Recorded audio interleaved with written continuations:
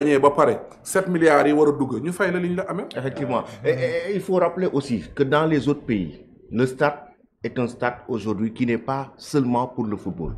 Dans les autres pays, c'est aujourd'hui des structures comme Sojip qui travaillent, par exemple, à la location du stade dans d'autres domaines. Tu vois, au Rwanda, tu vois au Rwanda, le stade du Rwanda que Kagame a construit, c'est un stade pour des concerts. Un stade pour des cérémonies, des grandes cérémonies. Et aujourd'hui, il y a des rentrées d'argent à travers cet espace. Mais pourquoi on ne peut pas privatiser le stade Abdoulaye Wade de Diamniadio? Demain, il faut penser à louer ce stade à Youssou Ndour, louer ce stade à Wally Seck. C'est-à-dire, aujourd'hui, privatiser le stade pour que le stade puisse avoir des rentrées d'argent. C'est important. Il ne faut pas seulement se dire que le stade, on va le retenir comme ça. Match Sénégal qu'on va payer de l'argent pour avoir des rentrées d'argent via le stade. Alors qu'il y a d'autres moyens de faire rentrer de l'argent à travers ce bijou. Ce bijou a été construit à hauteur de combien de milliards? C'est des milliards. Ouais, mais après, man, où Fimay Laké, le gazon Binfadef, c'est brut. Est-ce que gazon bi aussi, je ne sais pas, ndax mun na jël yenn podium yi foofu noonu. Ouais, effectivement, loolu aussi c'est à revoir aussi. Mais même moi li ma doon expliquer rek tey jii am na yenn prix yoo xam ne bu ñu ko doon loué stade bi. sous région bi dinañ fa mën a jouer. tey mënoo jël benn stade def fa ay milliards tëj ko équipe nationale Sénégal football rek moo fi football. loolu mënul nekk. beneen bi mooy tey jii da lay wóor ne stade bii nekk Léopold Senghor bu paree pour nit ñi accès bii moo gën a yomb que accès ba. comprendre. Donc ça dit ne il faut que ñu xoolaat li ñuy def mooy wàññi prix yi. prix location bi sax dañ ko war a wàññi pour sous région yi di fi mën di ñëw di football parce que bu ñuy ñëw di football xaalis boobu ñuy encaissé dina mën a liggéey si stade dina mën def yu bari si stade bi aussi tamit. parce que même maa ngi dégg na sax à problème des billets looloo tax ñu yokk ko ak yooyu yëpp mais waruñu woon sax àgg foofu est-ce que comprendre ça dit ne le problème il faut que ñu yombal stade bi sénégalais yi. yombal ko tamit sous région bi ñii di ñëw aussi tamit pour que mu mën a apporter lu bari. C'est dommage. C'est une situation compliquée. On s'éloigne vraiment de l'essentiel qui est bien sûr de se qualifier à la Coupe du Monde. Franchement, pour un pays comme le Sénégal qui est deuxième sur le plan africain et qui est 18e en fait sur le classement de la FIFA, pour moi, on devait beaucoup plus être actuellement focus sur les stratégies que Pape Thiaw certainement va mettre en place, comment en fait on va rejoindre ou bien rallier le stade de Abdoulaye Wade à Diamniadio, comment les supporters sont en train de s'organiser et tout.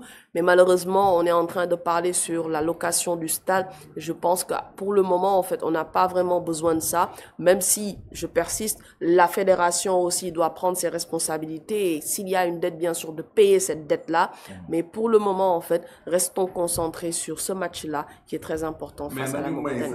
Tu as parfaitement raison. Mais dañ bëgg a daam xam leen dette boobu cette fédération bu ko waree fay nañ bàyyi détail yooyu ne dinañ fi football duñ football dañuy dem football gi ci stade bi bu ñu gañee ba pare FIFA dina joxe 7 milliards mais bu boobaa ñu fay ko liñ ko amee après nag ñu doog a xoolaat yenn situation yi mais pour man football équipe nationale Sénégal sax moo warul football ci stade bi sax di fay.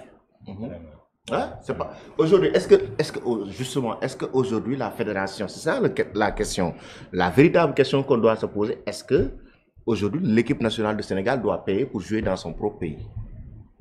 Mais tu sais, le stade aussi, on ne l'a pas offert. C'est-à-dire que le stade, voilà, on doit payer en fait une dette. Donc maintenant, certainement, c'est la raison pour laquelle en fait le stade est loué pour pouvoir bien sûr éponger aussi les dettes et autres.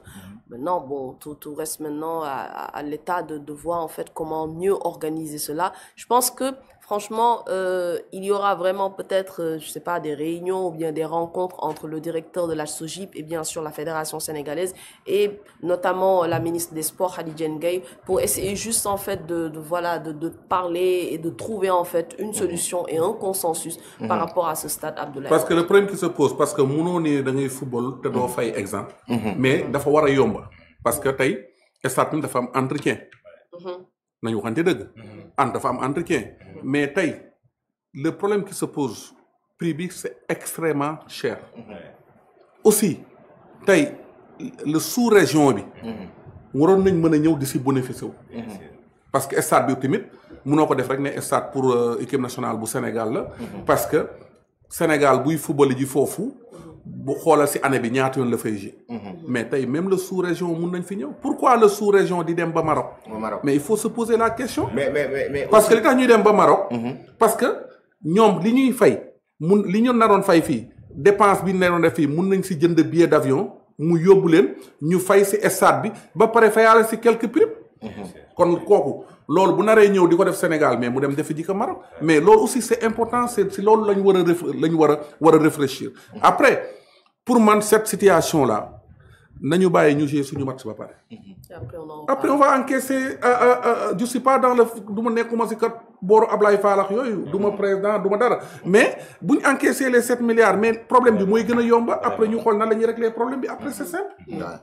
Ouais, mais aussi il y a cet aspect c'est que aujourd'hui cette nouvelle fédération vient d'arriver et que cette dette c'est l'ancienne fédération. Oui, mais c'est une continuité. waaw. non c'est-à-dire bu ñu na c'est-à-dire xam nga lu may bañ. c'est une continuité. parce que tey jii fédération Augustin Senghor moo fi nekkoon. dem na Ablaye Fall det yi mu si fekk tamit da koy fay aussi tamit. parce que ñoom aussi tamit demee mun nañ fi jege bàyyi fi ay det.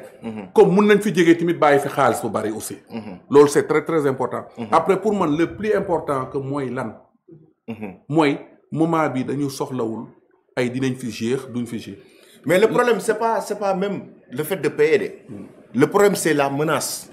Et c'est ça en fait je pense qui a créé un peu la polémique parce que la fédération a toujours payé sans problème même s'il y a des dettes mais quand même le fait de dire s'il y a pas de contrat le match ne se jouera pas. mais c'est la mauvaise communication. c'est là que je suis en train de vous expliquer loolu jéggalu si kàddu yi mais ay wax la stade bii la ñuy fubal.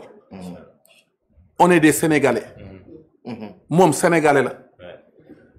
suñu xaalis lañ ko liggéeyee. ñun ñoo koy fay. te dañ nekk ci qualification coupe du monde. crucial non seulement bu ñu qualifié comme ni ma la ko 7 milliards dina dugg. ñu régler problème yooyu. mais nag dinañ fa fubal duñ fa fubal dañ fay fubal. c'est une qualification cruciale.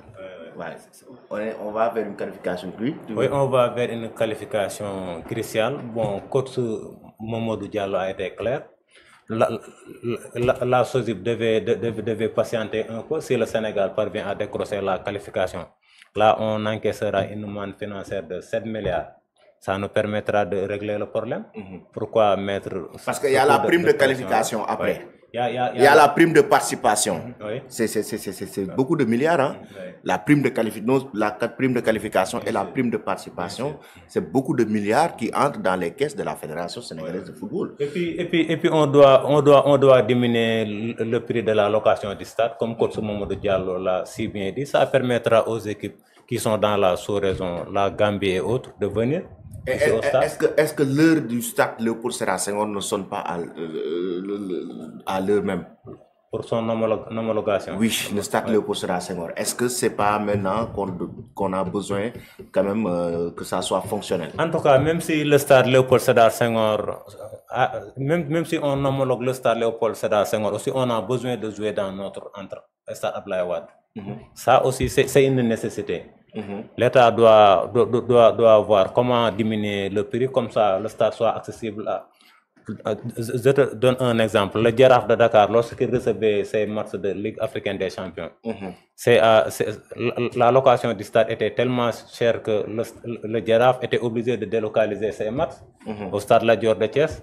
On doit un peu quand même diminuer le prix. Ça permettra d'avoir une somme pour supporter les stades.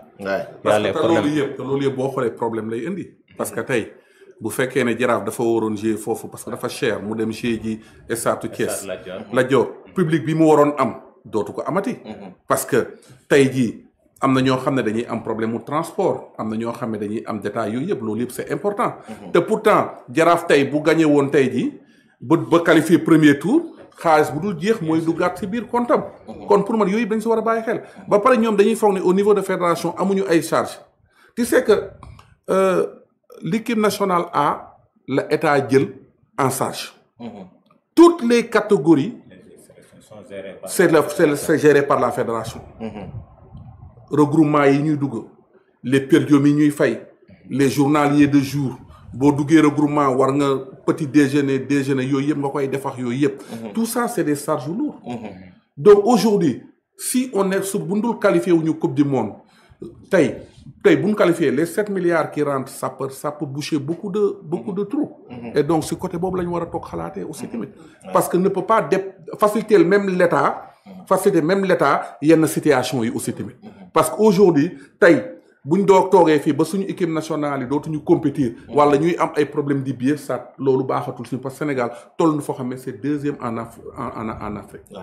C'est très important parce que il y a certains qui parlent aussi des problèmes de billets donc qui posent polémique donc la hausse des prix donc les billets de 1000